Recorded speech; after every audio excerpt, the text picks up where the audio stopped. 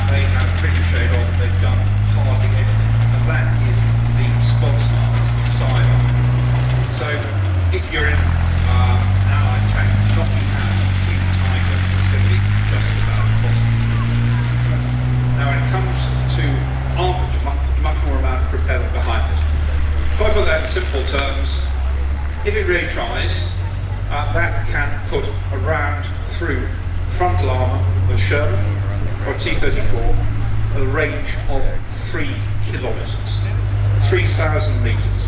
That is a massive, heavy gun.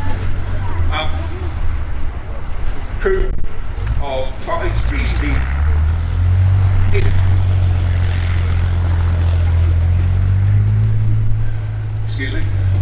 inside it is reasonably roomy. It is, as you can see, it's a big tank.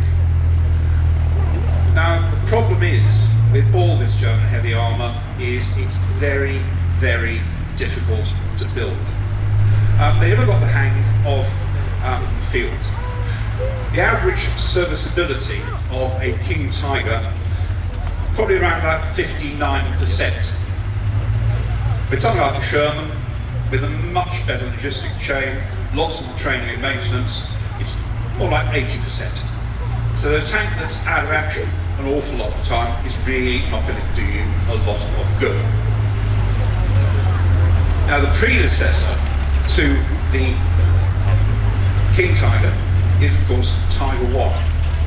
Now, look over there. This is a wonderful moment.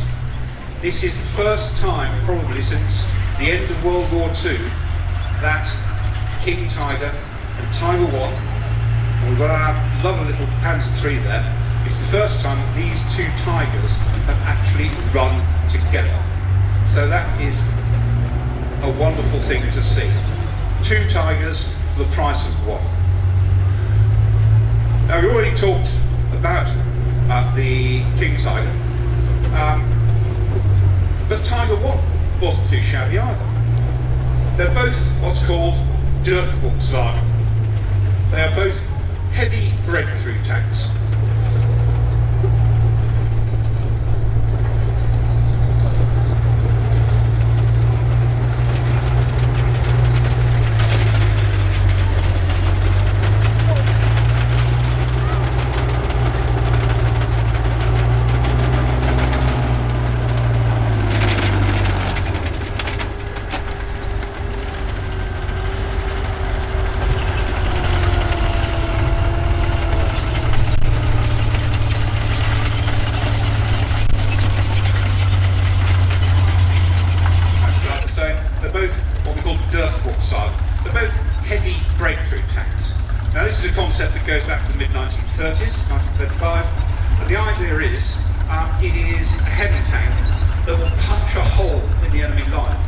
can then be exploited by lighter armour, like Panzer III about it, but it's not until the Wehrmacht goes into the sort of actually becomes serious.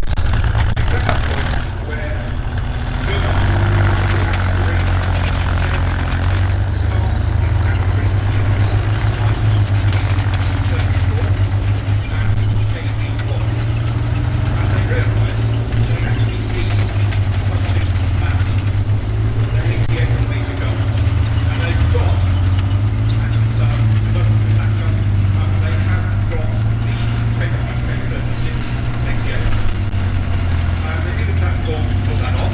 So either Robert's called it a stopgap, but Tiger 1 is put together fairly rapidly. It is a mishmash design potential. The turret comes from Brook. It's designed for a Porsche attack, but they put it all together and they've got Tiger 1. That enters the fray in 1942. The Eastern Front later it will happen. Now Tiger 1 is superb in itself. It's got 100mm armor on the front, and although the Tiger 1 88 isn't as powerful as the Tiger 2 gun, you can still put a round through that Sherman or that T-34 100 Tiger 1s. So this is the Tiger that causes consternation on the battlefield in Allied tank crews. Now you've already got Tiger 1. It's a very, very good heavy tank. Why in the middle of a war, with all the disruption that would cause, do you want to do an upgrade? Why, when you've already got Tiger 1, do you then build Tiger 2? I think the simple answer is that Tiger 1, in the German Army's eyes, it might be well armoured, but once the Tiger 1 starts encountering things like the T-34-85, the one just behind me, and the 17-pound round Sherman Firefly, it is not invulnerable. So when they're thinking about Tiger 2, they're actually thinking about a tank that will effectively last into the medium term, probably the next 5 to 7 years. The problem with both of them, I'd have to say, is they've both effectively got the same engine. They've both got the Maybach HL230, and the other problem is there aren't very many. The whole thing about it, 50,000 T-34s. They may not be quite as good, they may not be quite as well armoured, they may not have the punching power of either the Tigers, but when you can send 5 or 10 Shermans or T-34s out, the solution, the conclusion is going to be obvious.